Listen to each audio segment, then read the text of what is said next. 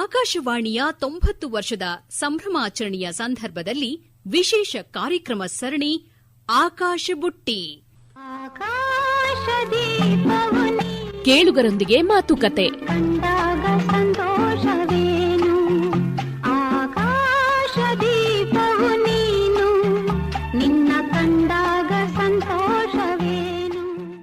ಎಲ್ಲರಿಗೂ ನಮಸ್ಕಾರ. ಆಕಾಶವಾಣಿಗೆ 90 ವರ್ಷ. ಈ ಸಂದರ್ಭದಲ್ಲಿ ನಾವು ನಮ್ಮ ಕೇಳುಗರ ಜೊತೆಗೆ ಒಂದು ಮಾತುಕತೆಯನ್ನು ನಡೆಸ್ತಾ ಇದ್ದೇವೆ. ನಮ್ಮ ಇವತ್ತಿನ ಕಾರ್ಯಕ್ರಮದಲ್ಲಿ ನಮ್ಮ ಜೊತೆ ಆಗ್ತಾ ಇದ್ದಾರೆ ಬೆಂಗಳೂರಿನ KR ಮಧುಸೂದನ್ ಅವರು. ಮಧುಸೂದನ್ ಅವರು ತುಂಬ ವರ್ಷಗಳಿಂದ ರೇಡಿಯೋ ಕೇಳ್ತಾ ಇದ್ದಾರೆ. ರೇಡಿಯೋ ಅಂದರೆ ಅವ್ರಿಗೆ ತುಂಬ ಇಷ್ಟ.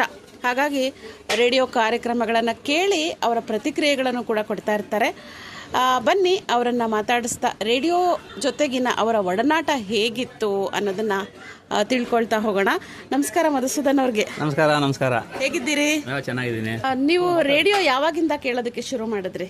ಬಾಲ್ಯದಿಂದ ಕೇಳ್ತಾ ಇದ್ದೀನಿ. ಇದಕ್ಕೆ ಪ್ರೇರೇಪಣೆ ನಮ್ಮ ಅಪ್ಪನೇ. ಅವ್ರು ಹಾಕ್ತಾ ಇದ್ರು ಆಕಾಶವಾಣಿ. ಅವಾಗಿಂದ ಬೆಳಗಿಂದನೇ ಶುರುವಾಗೋದು. ಚಿಂತನ ಅದೆಲ್ಲ ಬರ್ತಾ ಇತ್ತಲ್ಲ, ಅದರಿಂದ ಬಾಲ್ಯದಿಂದನೇ ಕೇಳ್ಕೊಂಡ್ ಬಂದಿದ್ದೀವಿ. ಮೊನ್ನೆ ಒಂದು ಹಾಡು ಬರ್ತಾ ಇತ್ತು ಇದರಲ್ಲಿ, ಎಷ್ಟು ವರ್ಷ ಆಯ್ತು ನಿಂಗೆ ನನ್ನ ಬಂಗಾರಿ ಅಂತ.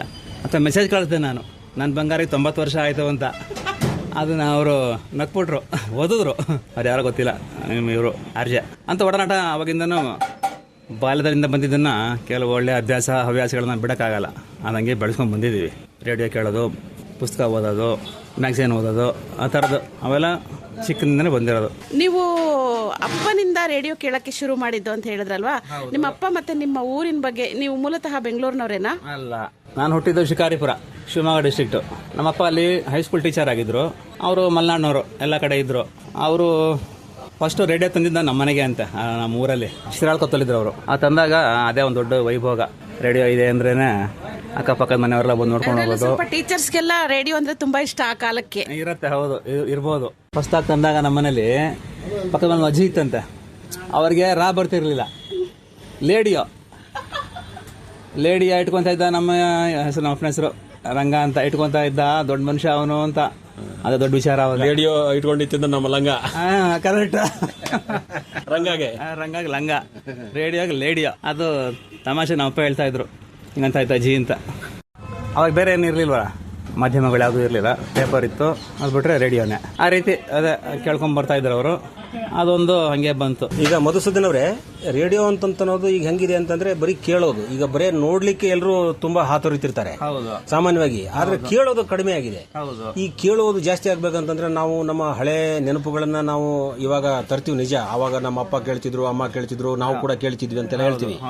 ಈಗಲೂ ಕೂಡ ರೇಡಿಯೋ ತನ್ನ ಒಂದು ಮಹತ್ವವನ್ನ ಹಾಗೆ ಉಳಿಸ್ಕೊಂಡಿದೆ ಅಂತ ನಿಮ್ಗೆ ಅನಿಸ್ತದೆಯಾ ಅಂತ ನನ್ಗನ್ಸತ್ತೆ. ಆದ್ರೆ ಈಗ ಯುವ ಪೀಳಿಗೆ ಗೊತ್ತಿಲ್ಲ, ಅವ್ರು ಏನ್ ಮಾಡ್ತಾರೆ, ಎಷ್ಟು ಜನ ಕೇಳ್ತಾರೆ, ಅದು ನನಗೆ ಐಡಿಯಾ ಅಷ್ಟಿಲ್ಲ. ನಮ್ಮ ಕಾಲದವರು ಅಂತ ಈಗಲೂ ಕೇಳ್ಕೊಂಡ್ ಬರ್ತಾ ಇದೀವಿ, ಅದನ್ನ ಬಿಟ್ಟಿಲ್ಲ. ಈಗ ಸಾಕಷ್ಟು ನಮ್ಮ ಕೇಳುಗರು ಬೇರೆ ಬೇರೆ ಕೆಲಸ ಮಾಡ್ತಾ, ವ್ಯಾಪಾರ ಮಾಡ್ತಾ ರೇಡಿಯೋವನ್ನು ನಾವು ಕೇಳ್ತಾ ಇದ್ದೀವಿ ಅಂತ ಹೇಳ್ತಿರ್ತಾರೆ. ಮೊಬೈಲ್ ಮೂಲಕವಾಗಿ ರೇಡಿಯೋ ಕೇಳೋದ್ರಿಂದ ಇವಾಗ ತುಂಬಾ ಸುಲಭ ಆಗಿದೆ. ಮೊದಲು ರೇಡಿಯೋ ಅಂತಂದ್ರೆ ಮನೆಗೆ ಒಂದು ಸೆಟ್ ಇರ್ತಿತ್ತು. ಈಗ ಜೇಬಲ್ಲಿ ಕೂಡ ರೇಡಿಯೋ ಮೊಬೈಲ್ ಮೂಲಕವಾಗಿ ಕೇಳಬಹುದು. ಈಗ ನೀವು ಕೆಲಸ ಮಾಡ್ತಾನೆ ರೇಡಿಯೋ ಕೇಳುವಾಗ ನಿಮ್ಗೇನು ಅನ್ಸುತ್ತೆ? ಪರವಾಗಿಲ್ಲಪ್ಪ, ರೇಡಿಯೋ ಅಂತ ಅನ್ನೋದೇ ಬಹಳ ಒಳ್ಳೆ ಮೀಡಿಯಾ ನಮಗೆ ಕೇಳಕ್ಕೆ. ಖಂಡಿತ ಈಗಲೂ ಅದೇನೆ, ರೇಡಿಯೋನೇ ನಾನು ಕೇಳೋದು. ನಾನು ಯೂಟ್ಯೂಬ್ ಓದೇ ನೋಡಲ್ಲ, ರೇಡಿಯೋನೇ ಕೇಳ್ತಾ ಇರ್ತೀನಿ. ನಮ್ಮ 24x7 ನಮ್ದು ಬಿಸ್ನೆಸ್, ನಮ್ಮ ರಜಾನೇ ಇಲ್ಲ. ಅದು ಆ ಥರ. ಈಗ ನಮ್ಮ ಭಾಷಾ ಶುದ್ಧಿಗೆ ಅಥವಾ ನಮ್ಮ ನಾಲೆಜಿಗೆ ಅಥವಾ ಕೇಳೋದ್ರಿಂದನೇ ತುಂಬಾ ಜ್ಞಾನ ವೃದ್ಧಿ ಆಗುತ್ತೆ ಅಂತಂದಾಗ ಏನ್ ಅನ್ಸುತ್ತೆ? ಕೇಳೋದು ಎಷ್ಟು ಇಂಪಾರ್ಟೆಂಟ್ ನಿಮ್ಗೆ? ಖಂಡಿತ ಕೇಳಿ ನಮ್ಮ ತಿದ್ಕೋಬೋದಲ್ಲ, ನಾವು ನಮ್ಮ ತಪ್ಪನ್ನು ತಿದ್ಕೋಬಹುದು. ಒಂದು ಜನರಲ್ ನಾಲೆಡ್ಜ್ ಇಂಪ್ರೂವ್ ಆಗುತ್ತೆ, ಭಾಷಾ ಶುದ್ಧಿ ಬರುತ್ತೆ. ಈಗ ಬೆಂಗಳೂರಂತ ದೊಡ್ಡ ಊರಲ್ಲಿ ಬೇರೆ ಬೇರೆ ಬೇರೆ ಬೇರೆ ಮಾಧ್ಯಮಗಳಿವೆ. ಇಲ್ಲಿ ರೇಡಿಯೋ ಕೂಡ ತುಂಬಾ ಇವೆ. ಅದ್ರ ಮಧ್ಯೆ ಟಿವಿ ಕೂಡ ಹಾಗೆ. ಈಗ ಇವತ್ತು ಚಾನೆಲ್ ಓಪನ್ ಮಾಡಿದ್ರೆ ಸಾವಿರಾರು ಚಾನೆಲ್ ಬರ್ತವೆ. ಅದ್ರ ಮಧ್ಯೆ ಕೇಳೋದು ತುಂಬಾ ಕಠಿಣವಾದ ಕೆಲಸ ಅಂತ ಅನ್ಸುತ್ತೆ ನಿಮ್ಗೆ? ಇಲ್ಲ, ನೋಡೋದು ಬಿಟ್ರೆ ಕೇಳೋದು ತಾನೆ. ಕೇಳೋದು ಕಠಿಣ ಏನಿಲ್ಲ, ಕೇಳೋದು ಇಷ್ಟನೇ, ತುಂಬಾ ಸುಲಭ. ಈಗ ನಿಮ್ಮ ಸ್ನೇಹಿತರ ವಲಯದಲ್ಲಿ ರೇಡಿಯೋ ಜೊತೆಗೆ ಸಂಬಂಧ ಇಟ್ಕೊಂಡವರು, ನಾವು ಕೂಡ ನಮ್ಮ ಕೋರಿಕೆ ಚಿತ್ರಗೀತೆಗಳು ಅಂತ ಕೇಳಿದಾಗ ನಮ್ಮ ಹಾಡು ಹಾಕ್ತಾರೆ ಅಂತಂತೆಲ್ಲ ಏನಾರ ಹೇಳಿದ್ದು ಚರ್ಚೆ ಮಾಡೋದೆಲ್ಲ ಇದೆಯಾ ಸುತ್ತಮುತ್ತ ನಿಮ್ಮ ಫ್ರೆಂಡ್ ಸರ್ಕಲ್ ಅಲ್ಲಿ? ಸದ್ಯಕ್ಕಿಲ್ಲ. ಆ ಥರದ್ದು ಇತ್ತು ಒಂದು ಕಾಲದಲ್ಲಿ, ಈಗಿಲ್ಲ. ಈಗ ರೇಡಿಯೋ ಜೊತೆಗೆ ಮತ್ತೆ ನಾನು ಹತ್ರ ಆಗ್ತಾ ಇದ್ದೀನಿ, ರೇಡಿಯೋ ಕೇಳೋದು ಬಹಳ ಒಳ್ಳೆ ಹವ್ಯಾಸ ಅಂತ ನಿಮ್ಗೆ ಯಾವಾಗ ಅನಿಸ್ತು? ಇತ್ತೀಚೆಗೆ ನಾನು ದೂರ ಆಗೇ ಇಲ್ವಲ್ಲ, ಹತ್ರವಾಗೇ ಇದ್ದೀನಿ. ರೇಡಿಯೋದ ನಾನು ದೂರ ಆಗೇ ಇಲ್ಲ. ಅವಾಗಿಂದ ಅವಾಗ ಕಾಗದ ಬರಿತಾ ಇದ್ದೆ, ಪತ್ರ ಬರಿತಾ ಇದ್ದೆ, ಲಲಿತಾ ಸತ್ಯಮೂರ್ತಿ, ಶಿವರಾಮಣ್ಣ ಯಾರೋ ಇದ್ರಲ್ಲ, ಅವರು ನಮ್ಗೆ ಓದ್ತಾನೆ ಇರಲ್ಲ. ಯಾಕೆಂದ್ರೆ ಬರೀ ಟೀಕೆ ಮಾಡೇ ಬರಿತಾ ಇದ್ದೆ. ಟೀಕೆ ಅನ್ನೋದು ಅವಶ್ಯಕತೆ ಇದೆಯಾ? ಹೊಗಳಿದ್ರೆ ಮಾತ್ರ ಓದ್ತಾ ಇದ್ರು, ಟೀಕೆ ಮಾಡಿದ್ರೆ ಓದ್ತಿರ್ಲಿಲ್ಲ. ಏನು ಟೀಕೆ ಮಾಡ್ತಿದ್ರಿ ಇವತ್ತು ಹೇಳಿ ನಮ್ಮ ಕಾರ್ಯಕ್ರಮದ ಮೂಲಕವಾಗಿ? ಯಾವ್ಯಾವ ಅಂಶಗಳು ನಿಮಗೆ ಸರಿ ಕಾಣಿಸ್ತಿರ್ಲಿಲ್ಲ? ಅದು ಇವಾಗ ಮರ್ತು ಹೋಗಿದೆ. 90% ಬರೀ ಚಿತ್ರಗೀತೆನೇ ಬರುತ್ತೆ, ಸಿನಿಮಾ ಹಾಡೇ ಬರುತ್ತೆ. ಅದನ್ನ ಬಿಟ್ಟು ಈ ಜನಪದ ಗೀತೆ, ಭಾವಗೀತೆ, ಭಕ್ತಿಗೀತೆ ಅದಕ್ಕೂ ಸ್ವಲ್ಪ ನೀವು ಸಮಯವನ್ನು ಮೀಸಲಿಟ್ಟರೆ ಒಳ್ಳೆಯದು. ಅಂದ್ರೆ ನೀವು ಸಾಮಾನ್ಯ ಈ ಕಾಮನ ಬಿಲ್ಲು ಈ ರೀತಿಯಾದಂತಹ ಕಾರ್ಯಕ್ರಮಗಳನ್ನ ಕೇಳುವಾಗ ಸಾಮಾನ್ಯವಾಗಿ ಅದರಲ್ಲಿ ಚಿತ್ರಗೀತೆ ಸತತವಾಗಿ ಬರ್ತಾ ಇರ್ತವೆ. ಆದ್ರೆ ಪ್ರೈಮರಿ ಚಾನೆಲ್ ಮುಖ್ಯ ವಾಹಿನಿ ಏನಿದೆಯಲ್ಲ, ಅದನ್ನ ಕೇಳಿದಾಗ ನಿಮಗೆ ಈ ನೀವೇನು ಏನೇನ್ ಬೇಕಿತ್ತು ಅಂತಿರಲ್ಲ, ಅವು ಕೂಡ ಅಲ್ಲಿ ಸಿಗಬಹುದಲ್ಲ? ಸಿಗತ್ತೆ, ಹೌದು. ಆದ್ರೆ ನಮ್ಮ ಚಾನಲ್ಲೂ ಬರಲಿ ಅಂತದು, ವಿಬಿನಲ್ಲೂ ಬರಲಿ, ಕಾಮನಬಿಲ್ಲಲ್ಲೂ ಬರಲಿ. Nice nice nice. ಈಗ ಮಾಹಿತಿ, ಮನೋರಂಜನೆ, ಶಿಕ್ಷಣ ಅಂತಿರುವಾಗ ಇಲ್ಲೆಲ್ಲದರ ಮಧ್ಯೆ ನನ್ನ ನಡುವೆ ಎಲ್ಲಾ ವಿಷಯಗಳು ನುಸುಳ್ತವೆ. ಹೌದು.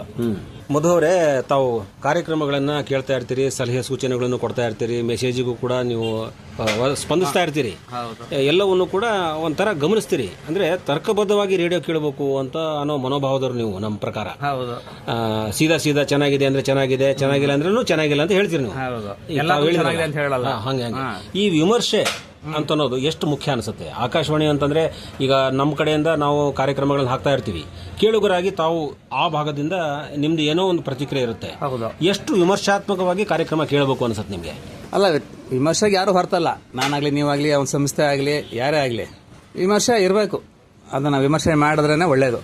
ನೀವು ಮಾಡಿದಕ್ಕೆಲ್ಲ ಹ್ಞೂ ಅನ್ನೋಕೆ ಆಗಲ್ಲ. ಎಲ್ಲ ಚೆನ್ನಾಗಿದೆ, ಹಾಡು ಚೆನ್ನಾಗಿದೆ, ಈ ಹಾಡು ಚೆನ್ನಾಗಿದೆ, ಪ್ರೋಗ್ರಾಮ್ ಚೆನ್ನಾಗಿದೆ, 90% ಚೆನ್ನಾಗಿರುತ್ತೆ. ಒಂದೊಂದು ಸ್ವಲ್ಪ ಇದಾಗಬಹುದು. ಬೇರೆ ಬೇರೆ ಕಾರ್ಯಕ್ರಮಗಳಲ್ಲಿ ಯಾವುದೋ ಒಂದು ಕಾರ್ಯಕ್ರಮ ಯಾವುದೋ ರೀತಿಯಲ್ಲಿ, ಅಂದ್ರೆ ಒಬ್ಬೊಬ್ಬರಿಗೆ ಒಂದೊಂದು ರೀತಿ ಇಷ್ಟ ಆಗುತ್ತೆ, ಒಂದು ಇಷ್ಟ ಆಗಲ್ಲ. ಲೋಕೋಭಿನ್ನ ರುಚಿ ಅಂತೀವಲ್ಲ, ಹಾಗೆ ಆಗುತ್ತೆ. ಹೌದು.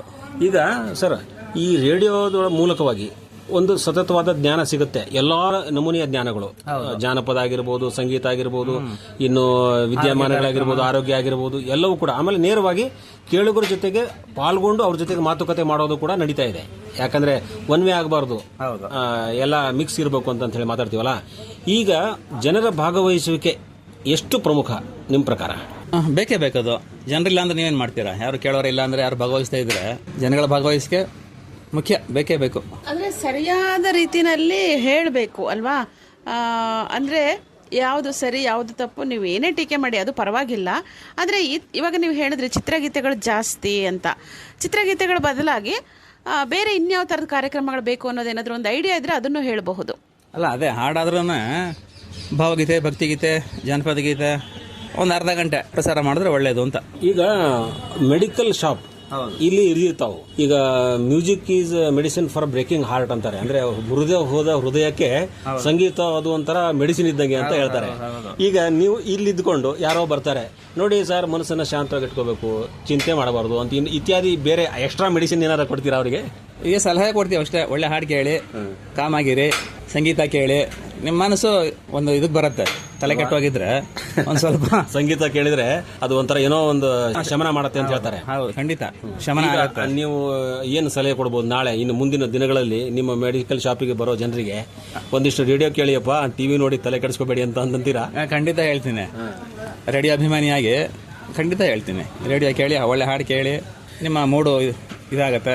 ಈಗ ಬೇರೆ ಬೇರೆ ಕಡೆ ಹೋದಾಗ ನೀವು ಬಸ್ಸಲ್ಲಿ ಪ್ರಯಾಣ ಮಾಡ್ತಿರ್ತೀರಿ ಅಥವಾ ಎಲ್ಲೋ ಒಂದ್ ಕಡೆ ಹೋಗ್ತಿರ್ತೀರಿ, ಈಗ ನೋಡಕ್ಕಾಗಲ್ಲ ಅಥವಾ ನೋಡಿದ್ರೆ ಆ ಬ್ಯಾಟ್ರಿ ಹಾಳಾಗ್ಬಿಡುತ್ತೆ ಮೊಬೈಲ್. ಅವಾಗ ರೇಡಿಯೋವನ್ನ ಚೂಸ್ ಮಾಡ್ಬೋದಾ? ಏನ್ ಅನ್ಸುತ್ತೆ ನಿಮ್ಗೆ? ರೇಡಿಯೋ ಆರಾಮಾಗಿ ಹೆಡ್ಫೋನ್ ಹಾಕೊಂಡು ಪ್ರಯಾಣ ಮಾಡ್ಬೋದಾ? ಪ್ರಯಾಣದಲ್ಲಿ ನಾನು ಜನರಲ್ ಆಗಿ ಕೇಳಲ್ಲ, ಕೇಳ್ಬಹುದು. ನೋಡೋಕ್ಕಿಂತ ಕೇಳೋದು ವಾಸಿ ಅಲ್ಲ, ಆರಾಮಾಗಿ ಕೇಳೋದು ಸೂಕ್ತ. ಯಾವ ಆಕಾಶವಾಣಿ ಕೇಂದ್ರ ನೋಡಿದಿರಿ ನೀವು? ಬೆಂಗಳೂರು ಆಕಾಶವಾಣಿ ಏನಾರ ವಿಸಿಟ್ ಕೊಟ್ಟಿದ್ದೀರಾ? ಕೊಟ್ಟಿದ್ದೀನಿ, ಬಂದಿದ್ದೀನಿ. ರೀಸೆಂಟ್ ನನ್ನ ಮಕ್ಕಳು ಬಂದಿದ್ರು, ಒಂದು ಪ್ರೋಗ್ರಾಮ್ ಮಾಡಿದ್ರು ಮಕ್ಕಳು.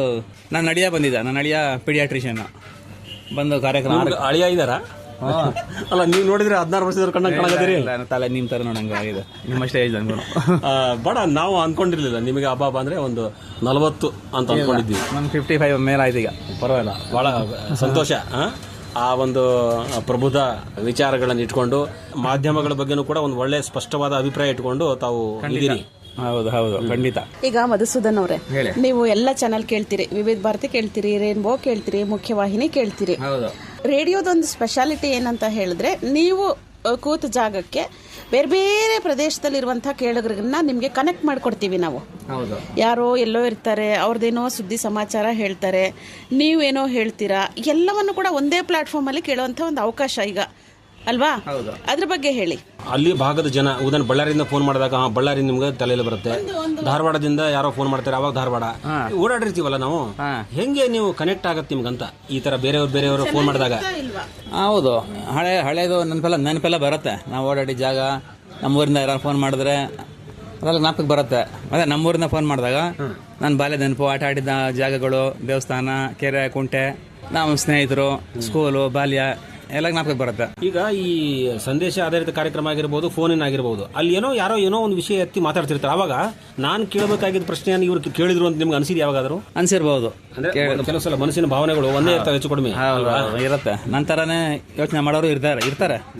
ಅಂದ್ರೆ ಏನೋ ಒಂದು ಪ್ರಶ್ನೆ ಕೇಳಬೇಕಿತ್ತು ಅಂತ ನೀವು ಅನ್ಕೊಂಡಿರ್ತೀರಿ. ಉದಾಹರಣೆ ಯಾವುದೋ ಒಂದು ಫೋನಿನ ಕಾರ್ಯಕ್ರಮ, ಯಾವುದೋ ಸಚಿವರ ಜೊತೆಗಿನ ಸಂವಾದ ಆಗಿರ್ಬೋದು, ಅಥವಾ ಆರೋಗ್ಯ, ಕೃಷಿ ಆಗಿರ್ಬೋದು, ಅದನ್ನ ಕೇಳಿದಾಗ ಸರಿಯಾದ ಪ್ರಶ್ನೆ ಇದು ಅಂತ ಅನ್ಸಿದ್ಯಾ ನಿಮ್ಗೆ? ಅನ್ಸಿದೆ. ಒಟ್ಟಿನಲ್ಲಿ ಕೇಳೋದು ಮುಖ್ಯ. ಒಟ್ಟಿನಲ್ಲಿ ಆಕಾಶವಾಣಿಯನ್ನ ನೀವು ಸತತವಾಗಿ ಒಂದು ನಿಮ್ಮ ಸಂಪರ್ಕದಲ್ಲಿ ಇಟ್ಕೊಂಡಿದ್ದೀರಿ ಅಂತ ಅನ್ಬೋದು. ಯಾಕಂದ್ರೆ ಇಲ್ಲಿ ಇದ್ದಾಗ ಬೇರೆ ಕಲಾವಿದರು, ದೊಡ್ಡ ದೊಡ್ಡ ಆಕಾಶವಾಣಿ ನಿವೃತ್ತ ವ್ಯಕ್ತಿಗಳು ಕೂಡ ನಿಮ್ಮ ಮೆಡಿಕಲ್ ಶಾಪಿಗೆ ಬರ್ಬೋದು. ಹಾಗೆ ಏನು ಹೇಳ ಬಯಸ್ತೀರಿ ಈಗ? ಖಂಡಿತ. ಈಗ ನಾ ಆಕಾಶವಾಣಿ ಕಡೆಯಿಂದ ಅಂದ್ರೆ ಯಮುನಾ ಮೂರ್ತಿ ಅವರು ನಮ್ಮ ಅಂಗಡಿ ಕಸ್ಟಮರ್ ಅವರು.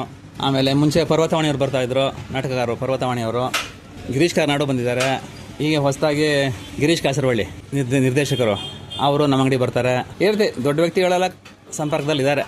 ಆಕಾಶವಾಣಿ ಮುಖಾಂತರ ಅವರೆಲ್ಲ ಪರಿಚಯ ಆಗಿದ್ದು. ಅಂದ್ರೆ ಈ ಸಂಪರ್ಕ ಅಂದ್ರೆ ನಿಮ್ದು ಮೆಡಿಕಲ್ ಶಾಪ್ ಅಂತ ಅನ್ನೋದು ಮುಖ್ಯ ಅಲ್ಲ, ಇಂಥವ್ರು ನಮ್ಮ ಮೆಡಿಕಲ್ ಶಾಪಿಗೆ ಬರ್ತಾರೆ ಅಂತಂದ್ರೆ ನಿಮಗೊಂಥರ ಹೆಮ್ಮೆ. ಹೌದು, ಖಂಡಿತ. ಹೌದು. ಈಗ ಅವ್ರು ಹಾಗೆ ಬಂದಾಗ ಯಮುನಾ ಮೂರ್ತಿ ಅವರು ತುಂಬಾ ವರ್ಷಗಳಿಂದ ನೀವು ನೋಡ್ತಾ ಇರ್ಬೋದಲ್ಲ, ಏನೇನು ಪ್ರಸ್ತಾಪ ಮಾಡ್ತಿದ್ರು? ರೇಡಿಯೋ ಕೇಳಿ ಅಂತ ಏನಾದ್ರು ಅವ್ರು ಹೇಳ್ತಿದ್ರಾ? ಖಂಡಿತ, ಇಂಥ ಪ್ರೋಗ್ರಾಮ್ ಬರುತ್ತೆ ಕೇಳಿ, ಅದರ ಒಂದು ಒಡನಾಟದಲ್ಲಿ ಇದೀರಿ. ಆಕಾಶವಾಣಿ ಒಂದು ಸಂಪರ್ಕ ಅಂದ್ರೆ ಬೇರೆ ಬೇರೆ ಭಿನ್ನ ಮಾರ್ಗದಲ್ಲಿ ನಿಮ್ಗೆ ಆಗ್ತಾ ಇದೆ. ಒಟ್ಟಾರೆ ಖುಷಿ ಪಡ್ತಾ ಇದ್ದೀರಿ. ಆಕಾಶವಾಣಿ ಇನ್ನು ಏನ್ ಹೇಳ್ಬಯಸ್ತೀರಾ? ಈಗ 90 ವರ್ಷ ಆದು ಈಗ ಆಕಾಶವಾಣಿಗೆ. 90 ಆಗಲಿ, 100 ಆಗಲಿ, 1000 ಆಗಲಿ, ಅದು ಚಿರಾಯು ಆಗಲಿ, ನಾವಿರ್ತೀವಿ, ಹೋಗ್ತೀವಿ, ಅದು ಪರ್ಮನೆಂಟ್ ಆಗಿರುತ್ತೆ, ಅದು ಚಿರಕಾಲ ಇರಲಿ. ಖುಷಿ ಆಯ್ತು ನಿಮ್ ಜೊತೆ ಮಾತಾಡಿ. ಈ ವ್ಯಾಪಾರದ ಮಧ್ಯೆನೆ ನಿಮ್ ಜೊತೆಗೆ ಸ್ವಲ್ಪ ನಾವು ಬಿಡು ಮಾಡ್ಕೊಂಡು ಮಾತಾಡಿದೀವಿ. ನೀವು ಕೂಡ ಹೇಳಬೇಕಾಗಿರೋದನ್ನ ಹೇಳಿದೀವಿ ಅಂತ ಅನ್ಕೊಂಡಿದ್ದೀವಿ. ಎಲ್ಲ ನಮ್ಮ ಕೇಳುಗರ ಪರವಾಗಿ ನಿಮಗೆ ಧನ್ಯವಾದಗಳು. ತಿಳಿದಷ್ಟು ಹೇಳಿದ್ದೀನಿ. ತುಂಬಾ ಚೆನ್ನಾಗಿ ಹೇಳಿದ್ರಿ ಮಧುಸೂದನ್ ಅವರೇ. ನಿಮ್ ಜೊತೆ ಮಾತಾಡಿದ್ದು ನಮ್ಗೆ ಖುಷಿ ಆಯ್ತು. ಧನ್ಯವಾದ. ರೇಡಿಯೋನ ನೀವು ಕೇಳಿ, ಬೇರೆಯವರು ಕೇಳಕ್ಕೆ ಹೇಳಿ. ನಮಸ್ತೆ. ನಮಸ್ಕಾರ. ನಿನ್ನ ಕಂಡಾಗ ಸಂತೋಷವೇನು. ಇದುವರೆಗೆ ಕೇಳಿದಿರಿ ಕೇಳುಗರೊಂದಿಗೆ ಮಾತುಕತೆ. ಆಕಾಶದೀಪವು ನೀನು. ಸಂದರ್ಶಿಸಿದವರು ಜಾಂಪಣ್ಣ ಆಶಿಹಾಳ್ ಹಾಗೂ ಚಂದು. ಆಕಾಶದೀಪವು ನೀನು, ನಿನ್ನ ಕಂಡಾಗ ಸಂತೋಷವೇನು. ಆಕಾಶವಾಣಿಯ 90 ವರ್ಷದ ಸಂಭ್ರಮಾಚರಣೆಯ ಸಂದರ್ಭದಲ್ಲಿ ವಿಶೇಷ ಕಾರ್ಯಕ್ರಮ ಆಕಾಶ ಬುಟ್ಟಿ ಕೇಳಿದಿರಿ.